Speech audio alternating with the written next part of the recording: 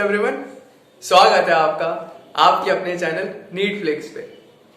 आज इस वीडियो में मैं आपको स्कूबा डाइविंग से रिलेटेड कुछ कंडीशंस के बारे में बताने वाला हूं जो कि डेंजरस हो सकती है और लाइफ थ्रेटनिंग भी हो सकती है।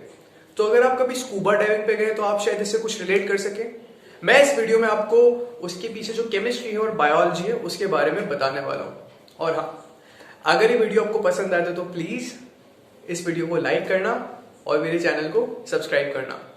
तो स्टार्ट करते हैं। सबसे पहले वो क्या कंडीशंस हैं जो कि कोई भी इंडिविजुअल फेस कर सकता है जब वो स्कूबा डाइविंग करने जाएगा। तो हम दो कंडीशन के बारे में बात करने वाले हैं। पहली है जिसको हम केजन्स डिजीज बोलते हैं और दूसरी है बैरोट्रोमा। दोनों अलग अलग हैं और इनके पीछे जो मैकेनिज्म है जो ऑपरेट करता है वो भी अलग अलग है। सबसे पहले बात करते हैं केजन्स डिजीज की। केजन्स डिजीज को हम पेंट्स भी बोलते हैं और डीकंप्रेशन सिकनेस भी बोलते हैं। ओके, अब इसमें हो क्या सकता है? मैंने आपको बोला कि ये लाइफ थ्रेटनिंग भी हो सकती है और डेंजरस भी। तो ऐसा क्या होता है कि ये इतनी खतरनाक बन जाती है? सबसे पहले केजन्स डिजीज में आपको बताऊं, इसे हम बेंट्स क्यों बोलते हैं? क्योंकि यहां पे एक प्रॉब्लम होती है जिसे हम बोलते हैं आर्थ्रेल्जिया, जो कि जॉइंट्स पेन है।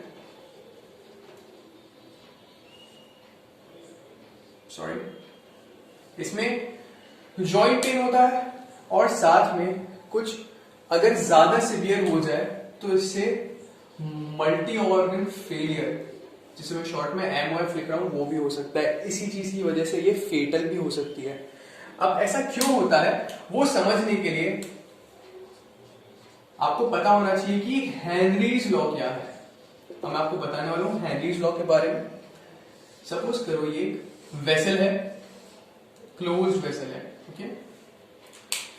इसके अंदर कोई भी एक सोल्यूशन रखा हुआ है मैंने। अब मैं जब भी सोल्यूशन बोल रहा हूं तो मैं बात कर रहा हूं सोल्यूट और सॉल्वेंट के कॉम्बिनेशन के बारे में। Solution is constituted by the combination of solute and solvent. अब यहां पे सोल्यूट क्या होगा?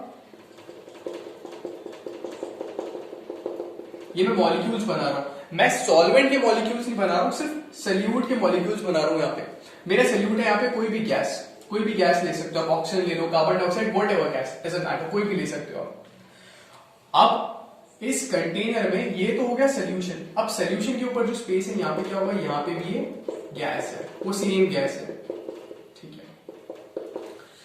अब हेनरीज लॉ क्या बोलता है? हेनरीज लॉ का बड़ा सिंपल सा स्टेटमेंट है।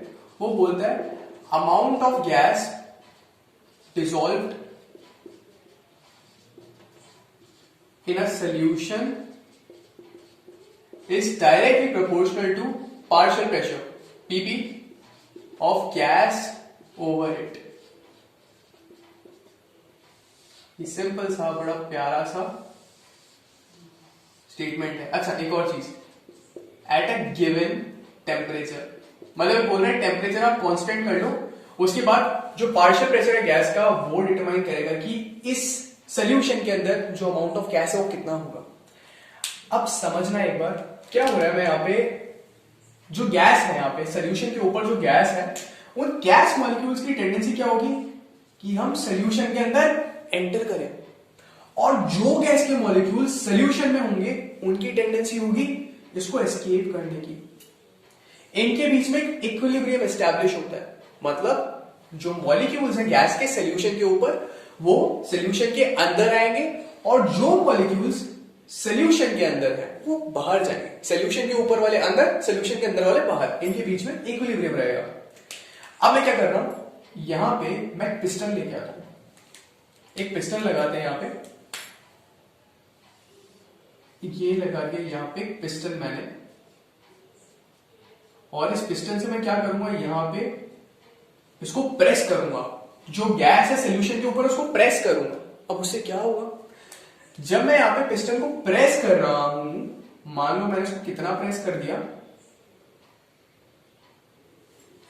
इतना प्रेस कर लिया। आप इमेजिन करके देखो, मैंने जब प्रेशर बढ़ाया है यहाँ पे, तो कॉमन सेंस से मेरे को पता है जो मॉलिक्यूल्स थे गैस के, उनको कम स्पेस मिल रहा है। अब उनका जो स्पेस है वो कम हो गया। डेफिनेटली जब इन पे मैं फोर्स लगा रहा हूं, मैं इन पे प्रेशर लगा रहा हूं, तो उसकी वजह से जो मॉलिक्यूल्स थे गैस के सोल्यूशन के ऊपर, अब उसमें से ज्यादा मॉलिक्यूल्स सोल्यूशन के अंदर जाने लगेंगे।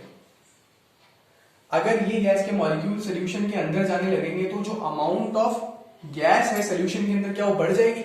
एग्जैक्टली यही हेनरीज लॉ है।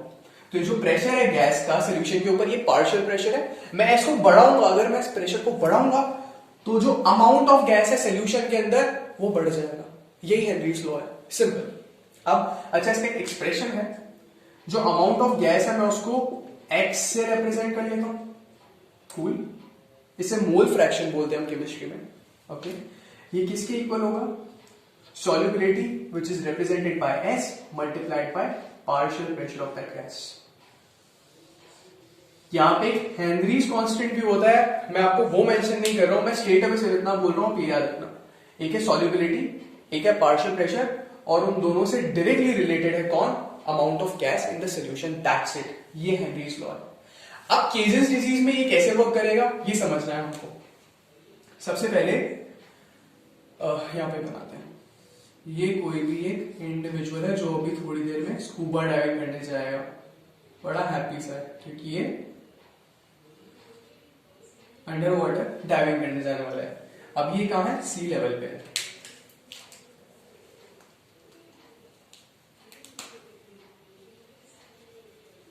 अभी ये सी लेवल पे है, ये सी है, मैंने यहां पे रिप्रेजेंट कर दिया सी लेवल सिंपली ऐसा।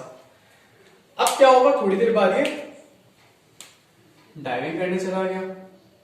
ओके,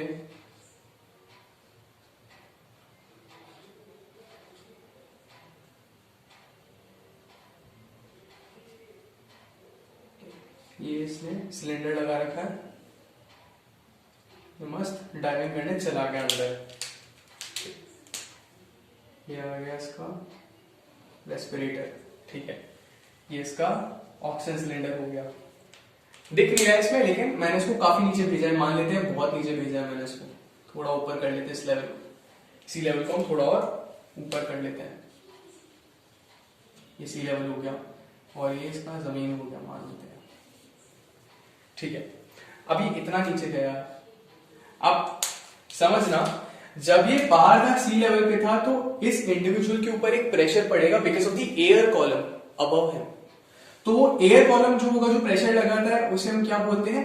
PATM या फिर एटमॉस्फेरिक प्रेशर। अब जैसे ही ये पानी के नीचे जाएगा, अच्छा एक और चीज, जब इस इंडिविजुअल के ऊपर एक प्रेशर लग रहा है ना, तो वो प्रेशर उसकी बॉडी के अंदर जितने भी ऑर्गन्स हैं उन पे भी लगेगा, इंक्लूडिंग ब्लड वेसल्स। जो ब्लड है उसकी बॉडी में वो एक सोल्यूशन है, हेट्रोजेनस है लेकिन है तो सोल्यूशन, तो उस पे भी ये प्रेशर लगने वाला है, ये PATM। अब जैसे ही ये अंडर वाटर जा रहा है, पानी के नीचे जा रहा है, तो अब इसके ऊपर और प्रेशर लगेगा। लेकिन समझना, अब जो प्रेशर इसके ऊपर लगेगा ना,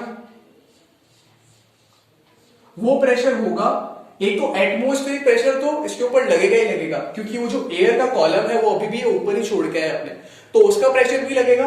और अब क्योंकि वो पानी के नीचे जो वाटर है, वाटर भी एक फ्लूइड होता है, तो उसके ऊपर अभी जो वाटर का कॉलम है ना, इसका प्रेशर भी लगेगा। उसको मैं बोलता हूं PWC, pressure because of water column. Okay, अब नेट प्रेशर इस पे क्या लग रहा है? PATM plus pressure because of water column, कि दो प्रेशर इसके ऊपर लग रहे हैं, इनका क्यूमुलेटिव इसके ऊपर लग रहा है। अब इतना प्रेशर लग रहा है, ठीक है, कोई दिक्कत नहीं है, इसमें कोई दिक्कत नहीं है। प्रॉब्लम कब होगी? जब ये ऊपर जाएगा। अब समझना है, यहाँ पे एक इंपॉर्टेंट चीज है, यहाँ पे जब ये ऊपर था, एटमॉस्फेयर के कांटेक्ट में था, डायरेक्टली सी लेवल पे था, तो उस एटमॉस्फेयर के अंदर बहुत सारी गैसेस थी, including oxygen, carbon dioxide and nitrogen.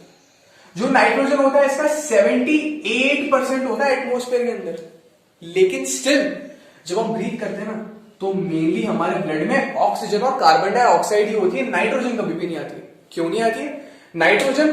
क्योंकि हम ब्रीथ कर रहे हैं, एयर ब्रीथ कर रहे हैं, तो एल्वियोलाई मतलब लंग का जो यूनिट होता है हमारा, जहां पे एक्सचेंज होता है गैसेस का, वहां पे नाइट्रोजन भी आएगा, लेकिन नाइट्रोजन कभी भी ब्लड में जंप नहीं करता है। क्यों नहीं करता है? क्योंकि जो नाइट्रोजन है उसका सॉल्युबिलिटी बहुत कम है। अगर नाइट्रोजन का सॉल्युबिलिटी कम रहेगा, अगर नाइट्रोजन का सॉल्युबिलिटी कम रहेगा तो जो उसका अमाउंट है जो ब्लड में होना चाहिए, क्या वो हो पाएगा? क्या वो अमाउंट ब्लड के अंदर नाइट्रोजन का पहुंच पाएगा? नहीं पहुंच पाएगा, क्योंकि इसकी सॉल्युबिलिटी कम है। तो नाइट्रोजन का अमाउंट जो ब्लड में बहुत कम होता है, नेग्लिजिबल होता है, डजंट मैटर, बहुत कम होता है। लेकिन जब ये इतनी डेप्थ पे जाएगा ना, तो हो क्या रहा है, यहां पे जो प्रेशर है, मैं सिर्फ नाइट्रोजन की बात करूं तो partial pressure of nitrogen Pn2 क्या बढ़ेगा? एक्चुअली यहां पे ओवरऑल पूरा प्रेशर बढ़ेगा, जिसकी वजह से इतने हाई प्रेशर पे जो एक एयर के ऊपर प्रेशर पड़ेगा उसके लंग्स के अंदर, वो नाइट्रोजन को भी फोर्स करेगा क्या, ब्लड के अंदर जाने के लिए। तो जब ये इतना नीचे था,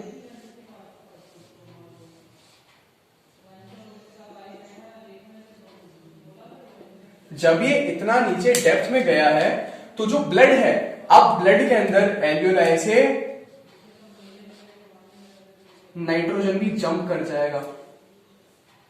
नाइट्रोजन की सॉल्युबिलिटी कम थी, यूजुअली नाइट्रोजन का सॉल्युबिलिटी बहुत कम होता है, लेकिन क्योंकि प्रेशर बढ़ा, नाइट्रोजन भी जंप करेगा कहां पे, ब्लड के अंदर। कोई प्रॉब्लम नहीं है, जब तक वो नीचे कोई प्रॉब्लम नहीं है। लेकिन जब ये ऊपर जाएगा तब क्या होगा, जब ये ऊपर जाएगा यहां से सी लेवल पे जैसे ही वापस आएगा, अब क्या चेंज होगा? पहले प्रेशर कितना था? पहले यहां पे प्रेशर था PATM प्लस PCW, ये टोटल प्रेशर था। ओके, ये टोटल प्रेशर उसके ऊपर लग रहा था। जब ये ऊपर जाएगा तो यहाँ पे जो टोटल प्रेशर है वो कितना होगा? सिर्फ PATM। ओके, क्या प्रेशर कम हुआ है? बिल्कुल प्रेशर कम हुआ है। ये प्रेशर कम होने की वजह से जो नाइट्रोजन था, जो पहले ब्लड के अंदर डिसॉल्व हो रहा था, अब क्या होगा, अचानक से वो फिर से ब्लड से बाहर आ जाएगा। ओके, ये मैंने ब्लड वेसल बनाया फिर से एक बार।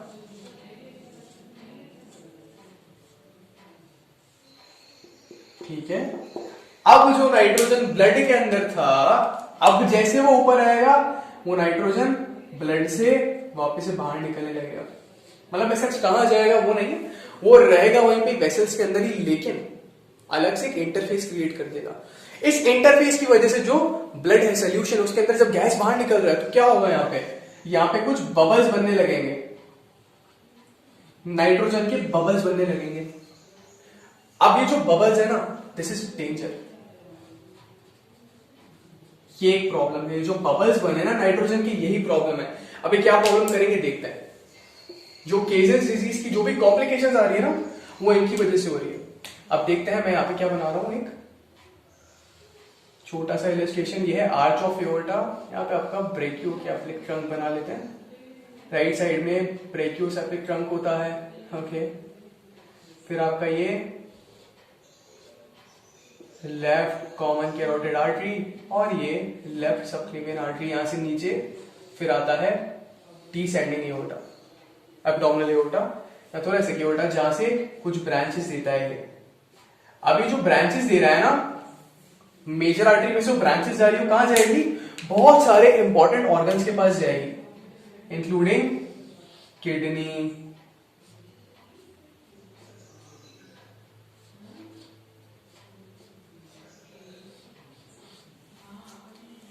किडनी के पास जाएगा, और भी बहुत सारे इंपॉर्टेंट जो वाइटल ऑर्गन्स है वहां पे जाएगा ब्लड। अब जो यहाँ पे एयर बबल्स बने थे, अब मान लो क्योंकि ये जो आर्टरीज हैं इनका तो ल्यूमेन नैरो है ना, आर्टीरियोल्स है। मेजर आर्टरी तो बड़ी है, लेकिन ये जो छोटी छोटी आर्टरीज है, यहाँ पे क्या होगा, ये बबल्स जाके इसको क्लॉग कर देंगे, ऑब्स्ट्रक्ट कर देंगे। अब इसकी वजह से क्या होगा, मान लो इसको सप्लाई कर रहा था किडनी को, तो क्या किडनी को सप्लाई कर पाएगा? नहीं सप्लाई कर पाएगा।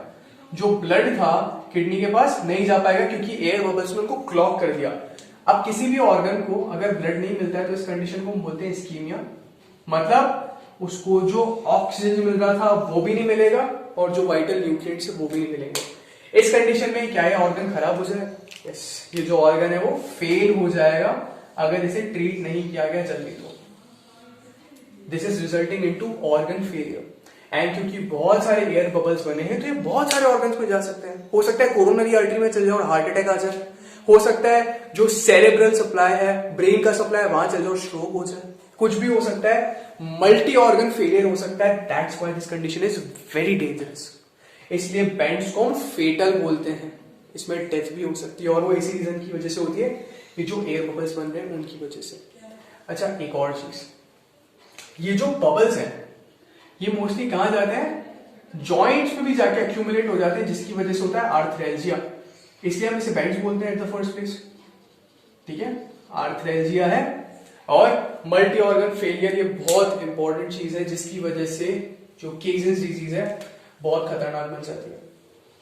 अच्छा, ये प्रॉब्लम कब होती है, ये प्रॉब्लम तब होती है जब कोई बहुत तेजी से ऊपर जाता है। बात समझना, ये जो जिसे प्रॉब्लम हुआ है केजन्स डिजीज का, जो मैंने इंडिविजुअल बनाया, मैंने उसको बहुत जल्दी ऊपर भेजा। It is because of this rapid ascent that this person develops this dangerous problem of caisson's disease. तो जो जितना जल्दी ऊपर जाएगा उतना प्रॉब्लम होगा। इसके लिए बजाय जल्दी ऊपर जाने के हम एडवाइस करते हैं कि वो धीरे धीरे ऊपर जाए, धीरे धीरे ऊपर जाए। तो उससे क्या होगा, प्रेशर बहुत जल्दी कम नहीं होगा और एयर बबल्स नहीं बनेंगे। एयर बबल्स तब बनते हैं जब आप रैपिडली ऊपर जाते हो। ओके, अच्छा, अगर एक बार हो जाता है तो उसका ट्रीटमेंट यही होता है, आपको 100% ऑक्सीजन देना होता है एट हाई प्रेशर। तो ये तो था केजन्स डिजीज। अब नेक्स्ट हम बात करेंगे बैरोट्रॉमा के बारे में।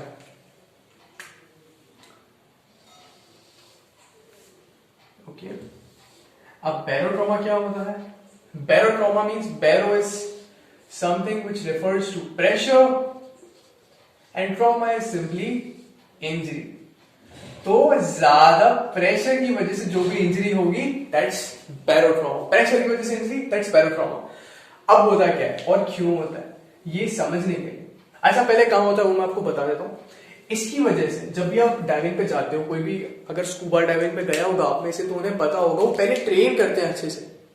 कोई भी नया नया अगर ज्यादा होता है स्कूबा डाइविंग के लिए तो उन्हें पहले ट्रेन किया जाता है कि कैसे आपको ब्रीथ करना है, कैसे आपको ऊपर आना है। तो ये सारी चीजें सिखाई जाती है और बोलते हैं कि अगर आपको कोई अपर रेस्पिरेटरी ट्रैक्ट का इन्फेक्शन हो तो मत जाना, मतलब नाक वगैरह चोक हो रखा है मत जाना, उससे कान के पर्दे फट सकते हैं। और ब्रीथ अगर अच्छे से नहीं करोगे तो उससे जो लंग्स हैं वो उनमें डैमेज हो सकता है, जिसे हम न्यूमोथोरैक्स बोलते हैं, लंग को डैमेज हो जाएगा। तो डेंजरस भी होता है अगर न्यूमोथोरैक्स जो मैं बोल रहा हूं, लंग्स को अगर बहुत ज्यादा डैमेज होता है तो उससे डेथ भी हो सकती है। अब ये क्यों होता है ये समझने के लिए आपको एक और लॉ पढ़ना पड़ेगा केमिस्ट्री का, जो है बॉयल्स लॉ। बॉयल्स लॉ क्या बोलता है? At a given temperature, pressure and volume are inversely related to each other. अब कैसे, इसका मतलब क्या? फिर इसे समझने के लिए मैं एक बार फिर से वेसल बनाता हूं। अगेन ये क्लोज सिस्टम है, ये नीचे से बंद है ऊपर से भी बंद है ये वेसल। अब इस वेसल के अंदर क्या है? गैस के मॉलिक्यूल्स है। क्या है? ये गैस के मॉलिक्यूल्स मैंने बना दिए इसमें, क्योंकि गैस जिस कंटेनर में रहती है उसको पूरा ऑक्यूपाई कर लेती है, तो ये पूरे कंटेनर को ऑक्यूपाई कर लेगी। अब मैं क्या कर रहा हूं, यहां पे एक पिस्टन लगा देता हूं ऊपर से। मैंने यहां पे एक पिस्टन लगा दिया और इस पिस्टन से मैं क्या करूंगा? एग्जैक्टली मैं प्रेशर लगाऊंगा। जब मैं प्रेशर लगा के इसे फोर्स कर रहा हूं, इन गैस के मॉलिक्यूल्स को फोर्स कर रहा हूं एक लिमिटेड स्पेस में रहने के लिए, तो देखना क्या हो रहा है। मैंने प्रेशर लगाया तो मान लो थोड़ी देर बाद ये यहां पे आ गया पिस्टन। तो क्या हुआ, जो गैस के मॉलिक्यूल्स पूरे चेंबर में फैले हुए थे पहले, अब कहां है? वो छोटी सी स्पेस में जाके फंस गए हैं। तो हुआ क्या, क्योंकि मैंने यहां पे प्रेशर बढ़ाया तो वॉल्यूम जो है कम हो गया। As simple as that. यही बॉयल्स लॉ है, बस यही कॉन्सेप्ट है। इसका उल्टा होगा, अगर मैं प्रेशर कम करूंगा, मान लो पिस्टन को मैं यहां से हटा देता हूं, इस पिस्टन को मैंने यहां से हटा दिया, तो गैस के मॉलिक्यूल्स वापस से पूरे वेसल के अंदर फैल जाएंगे। यही बॉयल्स लॉ है। अब समझना क्या होगा, हुआ ये इंडिविजुअल है हमारा, सी लेवल है, ये सी लेवल है, और ये कहीं पे डीप डाउन कहीं बहुत नीचे चला गया है वो इंडिविजुअल। तो जो भी हमारा डाइवर था पहले यहां पे ऊपर था, अब यहां पे नीचे चला गया।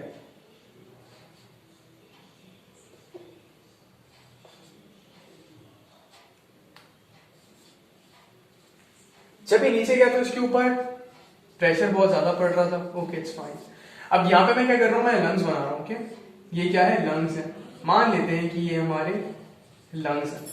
ओके, होता क्या है, जब हम इंस्पायर करते हैं, जब सांस को अंदर लेते हैं तो लंग की कैविटी एक्सपैंड होती है, और जब हम एक्सपायर करते हैं, एयर को बाहर ब्रीथ आउट करते हैं, तो जो लंग्स है, जो लंग कैविटी है, वो श्रिंक होती है। जब मैं नीचे जा रहा हूं, जब मैं बहुत नीचे चला गया, जो हमारा डाइवर है ये नीचे चला गया, तो जो प्रेशर पड़ रहा था वो बहुत ज्यादा था। इस ज्यादा प्रेशर की वजह से, क्योंकि लंग एक क्लोज्ड कैविटी है, इस ज्यादा प्रेशर की वजह से जो गैसेस थी वो कम वॉल्यूम में खुद को अकोमोडेट कर रही थी। जो गैस था उसका वॉल्यूम कम होगा जब हम नीचे जाएंगे।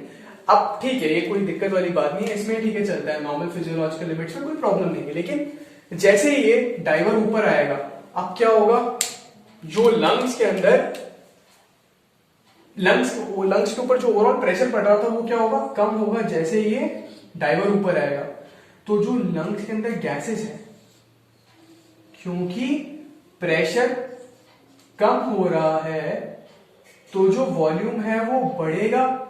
यही बोलते हैं बॉयल्स लॉ। तो जब वॉल्यूम बढ़ेगा, कई बार ये गैसेस इतना एक्सपैंड कर जाती है कि जो लंग है वो फट जाएगा। There is going to be barotrauma because of rupture of lungs. Lungs जो होंगे वो रप्चर हो जाएंगे, गैसेस इतना ज्यादा एक्सपैंड करेगी। सोचने वाली बात है। नीचे गया, प्रेशर बहुत ज्यादा था तो वॉल्यूम कम होगा, लेकिन जब ऊपर आऊंगा, जब अचानक से ऊपर आऊंगा ना, तो प्रेशर अचानक से बहुत ज्यादा कम हो जाएगा रिलेटिवली, तो गैसेस एक्सपैंड करेगी। जब गैसेस एक्सपैंड करेगी तो लंग्स रप्चर हो जाएंगे, and that is going to cause pneumothorax. ऐसे ही जो मिडिल ईयर की कैविटी होती है वो भी एक क्लोज चेंबर है, लेकिन वो ट्रांसिएंटली क्लोज रहता है, वो खुल भी जाता है। जब मैं च्यू करूंगा, जब मेरा जो टीथ है मूव करेंगे, जो मसल्स ऑफ मैस्टिकेशन मूव करती है, तो जो यूस्टेशियन ट्यूब है वो खुलता है, तो उसकी वजह से मिडिल ईयर थोड़ी देर के लिए खुल जाता है।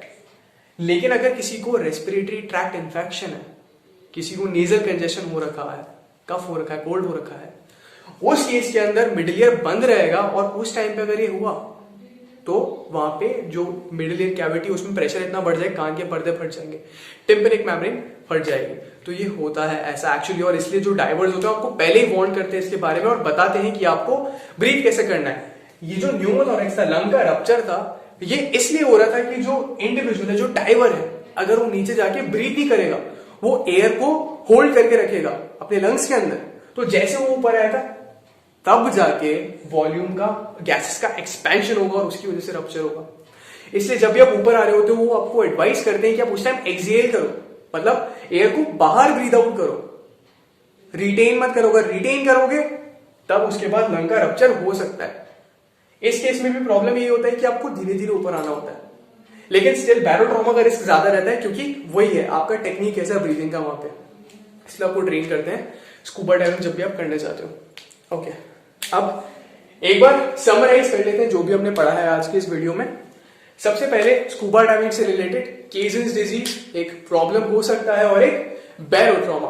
केजन्स डिजीज में क्या होता है, जो गैसेस एटमोस्फेयर, सी लेवल पे जब हम ब्रीथ कर रहे होते हैं, वो यूजुअली उसमें से सारी गैसेस सॉल्युबल नहीं होती, इंक्लूडिंग नाइट्रोजन, क्योंकि उसका सॉल्युबिलिटी बहुत कम होता है। हेनरीज लॉ क्या बोलता है कि जो गैस का अमाउंट है एक सोल्यूशन के अंदर, वो डिपेंड करता है वो गैस का प्रेशर कितना है सोल्यूशन के ऊपर। अब अगर मुझे इस गैस का अमाउंट बढ़ाना है सोल्यूशन में, तो या तो मैं इसकी सॉल्युबिलिटी बढ़ा दूं, या फिर इसके ऊपर जो पार्शियल प्रेशर लग रहा है उसे बढ़ा दूं। नाइट्रोजन के केस में उसका सॉल्युबिलिटी कांस्टेंट है, जब तक मैंने टेम्परेचर को कांस्टेंट रखा है। इसलिए अगर मुझे नाइट्रोजन का अमाउंट किसी सोल्यूशन के अंदर बढ़ाना है, ब्लड के अंदर बढ़ाना है, तो प्रेशर बढ़ाना पड़ेगा। यही होता है जब हम डीप वाटर में जाते हैं, अंडर वाटर जाते हैं, तो वाटर का जो कॉलम होता है वो भी प्रेशर लगाता है अलॉन्ग विथ एटमोस्फेरिक प्रेशर। इसकी वजह से क्या होता है, जो नाइट्रोजन है उस पे उसका जो अमाउंट होता है ब्लड के अंदर बढ़ जाता है। क्यों? According to Henry's law. अब जैसे वो इंडिविजुअल ऊपर आएगा, once he ascends, he tries to reach to surface, उस टाइम पे क्या होता है, जो नाइट्रोजन है उसका सॉल्युबिलिटी या उसका जो अमाउंट है ब्लड के अंदर कम होने लगता है और नाइट्रोजन ब्लड को छोड़कर जाने लगता है। अगर कोई बहुत तेजी से ऊपर आता है तो नाइट्रोजन भी उतना ही जल्दी ब्लड से निकलता है और एयर बबल्स बनाता है। ये एयर बबल्स, नाइट्रोजन की जो बबल्स हैं, ये जाके जो ब्लड वेसल्स हैं उनको चोक कर देंगे, जिसकी वजह से जो वाइटल ऑर्गन्स थे उनका ब्लड सप्लाई रुक जाएगा, जिसकी वजह से डेथ हो सकती है। और हर बार ये जॉइंट्स में जाके अक्यूमुलेट करते हैं, एक रीजन होता है वो मैं मेंशन नहीं कर रहा हूं, लेकिन वहां पे जॉइंट्स में हर बार जाके अक्यूमुलेट होगा, भले ऑर्गन्स में कई बार जाए ना जाए, इसलिए हम इस कंडीशन को बेंड्स भी बोलते हैं। बैरोट्रॉमा में क्या हो रहा था, बैरोट्रॉमा में बॉयल्स लॉ के अकॉर्डिंग प्रेशर और वॉल्यूम एक दूसरे के इनवर्सली रिलेटेड है एट अ गिवन टेम्परेचर। तो अगर कोई इंडिविजुअल नीचे जा रहा है, डीप वाटर जा रहा है, डाइव कर रहा है, तो उस टाइम पे प्रेशर बढ़ेगा, तो जो वॉल्यूम है गैसेस का लंग्स के अंदर वो कंप्रेस होगा। लेकिन जब वो बहुत तेजी से ऊपर आएगा तो उसके बाद प्रेशर कम होगा, तो जो गैसेस है वो एक्सपैंड करेगी। एक्सपेंशन की वजह से जो क्लोज कैविटीज है लाइक लंग या मिडिल ईयर, उनका रप्चर हो सकता है। So that's all for today, thank you so much.